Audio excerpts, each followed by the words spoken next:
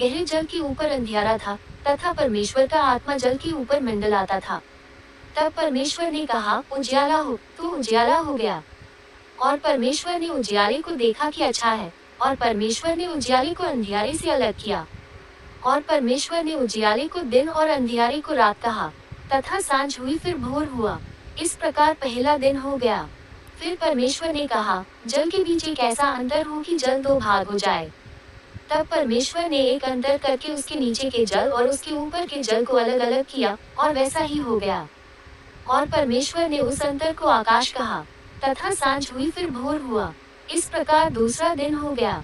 फिर परमेश्वर ने कहा, आकाश के नीचे का जल एक स्थान में इकट्ठा हो जाए और सूखी भूमि दिखाई दे, और वैसा ही हो गया।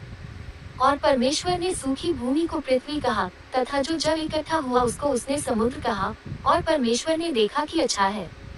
फिर परमेश्वर ने कहा, पृथ्वी से हरी घास तथा बीज वाले छोटे छोटे पेड़ और फलदायी वृक्ष भी जिनके बीज उन्हीं में एक एक की जाति के अनुसार होते हैं पृथ्वी पर उगे, और वैसा ही हो गया।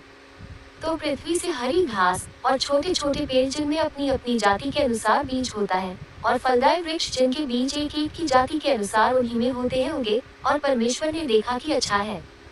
तथा सांझ हुई फिर भोर हुआ। इस प्रकार तीसरा दिन हो गया।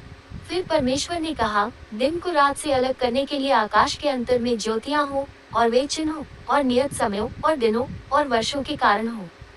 और वे ज्योतियां आकाश के अंतर में पृथ्वी पर प्रकाश देने वाली भी ठहरी, और वैसा ही हो गया।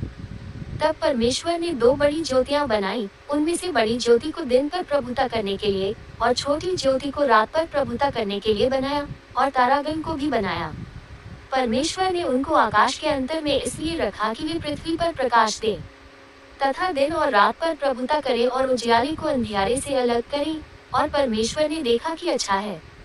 तथा सांझ हुई फिर भोर हुआ। इस प्रकार चौथा दिन हो गया। फिर परमेश्वर ने कहा, जल जीवित प्राणियों से बहुत ही भर जाए, और पक्षी पृथ्वी के ऊपर आकाश के अंतर में उड़े। इसलिए परमेश्वर ने जाति जाति के बड़े बड़े जल जंतुओं की और उन सब जीवित प्राणियों की भी सृष्टि की जो चल